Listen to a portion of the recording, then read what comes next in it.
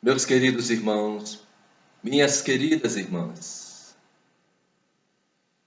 que Jesus possa nos ajudar a fazer-nos compreender diante do tema dessa noite. Que Ele nos ajude na compreensão de nossas palavras, de nossas ideias, e que nós possamos refletir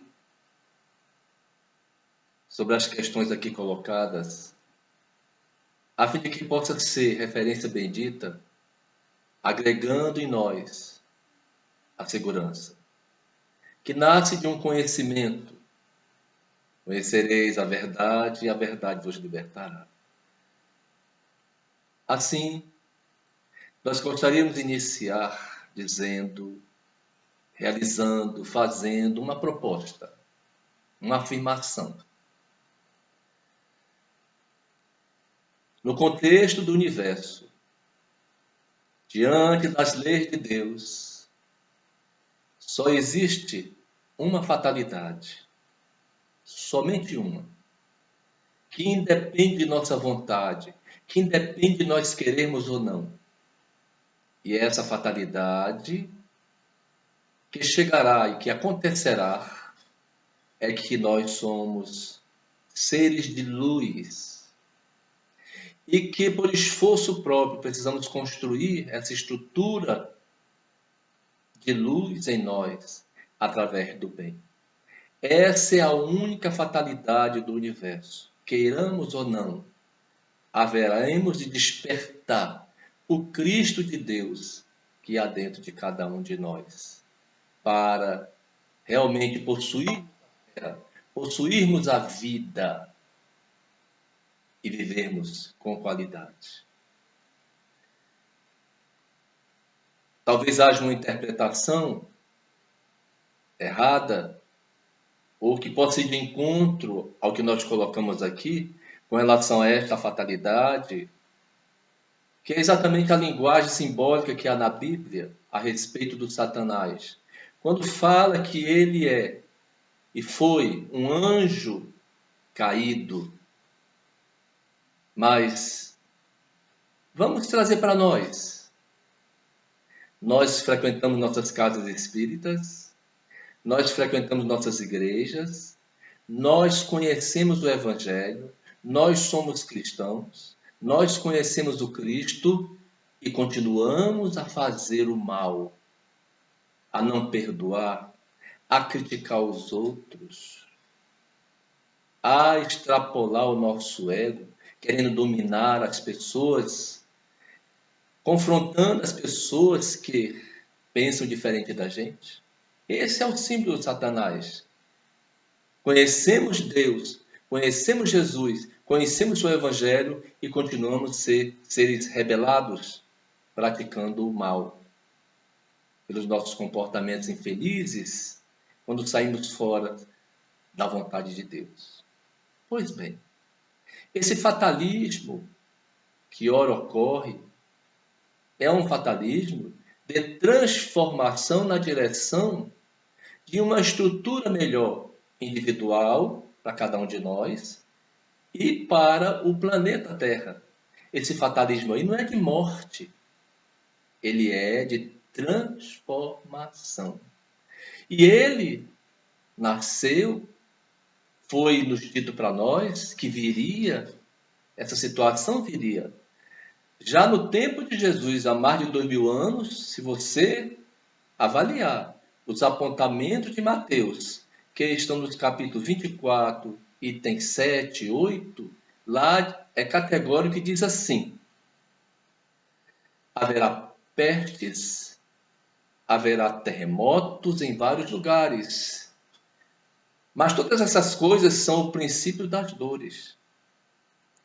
Se nós traduzirmos na linguagem maravilhosa do Consolador, há mais de 150 anos, o Espírito Verdade, no capítulo 20, Trabalhadores de Última Hora, já nos falava da tradução, da interpretação dessa parte do Evangelho de Mateus, quando disse: não escutais já o ruído da tempestade que há de arrebatar o velho mundo? Arrebatar, tirar o velho mundo? E aonde está o velho mundo? Se não dentro de cada um de nós, nas estruturas montadas por nós, nas ruínas das coisas temporárias que nós damos tanto valor? E que mais o Espírito Verdade? Arrebatar o velho mundo e abismar no nada o conjunto das iniquidades terrenas. E aonde é que está as iniquidades, se não em nós, se não no nosso comportamento? Pois bem, nós já havíamos avisados desses processos que chegariam para a fatalidade da transformação. Desta forma, avaliemos bem. Se você verificar nos primórdios da doutrina, quando era editada a Revista Espírita, lá no ano de 1864, Kardec já nos avisava a respeito da poluição mental, da poluição moral. Ora, o que nós estamos assistindo nesse processo de fatalidade e transformação, o que está anterior à somatização do coronavírus, é exatamente a pandemia mental, a pandemia emocional. Quanto confronto, quanta violência contra o ser humano, quantos escândalos. Então, o que estamos assistindo é uma materialização no corpo físico, no ambiente do planeta Terra, a pandemia, a poluição mental que está somatizando e se somatizou esse vírus. Pois bem, e como é que a doutrina explica isso? Porque o importante agora, nos processos de transformação que está acontecendo, nessa fatalidade de transformação, para que nós possamos crescer, que está no Evangelho e que a doutrina espírita veio nos explicar, como é que funciona? Se você buscar a pergunta 388 do Livro dos Espíritos, quando os Espíritos Superiores falam a respeito de antipatias terrenas, simpatias terrenas, lá tem uma informação muito interessante que vale a pena a gente refletir. Lá diz assim, na resposta dos Espíritos Superiores, com relação às ligações que existem entre as pessoas. Há entre os seres pensantes que pensam, os humanos, no nível que nós pensamos, laços que ainda não conheceis. O magnetismo é que dirige essa ciência, que compreendereis melhor mais tarde. Olha que coisa maravilhosa. Porque a partir de 2015 a ciência avançou para explicar isso, que a doutrina já falava. Se você verificar os livros dos nobres doutores, Amit Goswami, quando fala de consciência quântica, Daniel Goleman, quando fala da mecânica da meditação, analisando as neuroimagens, analisando as interações que o magnetismo faz, nós já temos então a informação completa de como é que interagimos uns com os outros, independente de estarmos próximos ou não. Assim, esse vírus que está no ar, ele adentra em nós pelo nosso corpo espiritual, pelo nosso corpo, pelo nosso perispírito. E se você verificar no livro Missionários da Luz, lá no item reencarnação, André Luiz nos diz que a raiz do perispírito, a solidificação do perispírito, está na corrente sanguínea. Então, quando eu absorvo, não pela boca, mas pelo meu ambiente emocional, uma lavra mental, ela vai direto no meu perispírito, ela cai na minha corrente sanguínea. E aí desdobra-se os processos patológicos, seja materiais, seja emocionais, seja espirituais. E o que é que diz o nobre Amito Swami? O pensamento é uma energia eletromagnética. Quando você o produz, você produz uma ideia que forma um campo eletromagnético. Essa ideia, segundo a nossa doutrina e segundo ele, é um ser organizado pela sua mente. Ele tem um campo, ele tem uma vida. Essa ideia se expande porque o seu pensamento tem como veículo o fluido cósmico universal e essa energia vai ser captada por quem está na sintonia. E o que faz a sintonia? Aquilo que nós já falamos aqui. A configuração mental. A ideia, numa ideia tem sentimento, numa ideia tem emoção. Então, essa configuração mental é que faz as conexões. Então, muitas vezes, num padrão mental negativo, eu detono meu sistema imunológico e estou absorvendo as lavras mentais. Lavras mentais, sim, está no livro Entre o Céu e a Terra, dita por André Luiz. As lavras mentais que produzimos, que as nossas ideias produzem, e que são a gênese das nossas doenças, das nossas dificuldades físicas, emocionais e espirituais. Portanto, o processo vai funcionar da seguinte maneira. A corrente eletromagnética do pensamento se origina da ideia, que se expande por sintonia mental, e aí entra a configuração mental, em ondas, através do fluido cósmico universal que está em tudo, e processa as ligações mentais, as conexões mentais, pelo teor magnético existente nos campos mentais. Então, a minha ideia se associa à ideia dele, daquele, e se forma então uma rede. Nós estamos online, nós estamos em rede, conforme as nossas ideias. Esse processo de ligação ocorre de forma inconsciente, uns com os outros, pelo desejo central do nosso pensamento ou da nossa proposta de vida. O que é que nós estamos fazendo nesse mundo? Por isso, nesse momento, a gente poderia pensar assim. Então,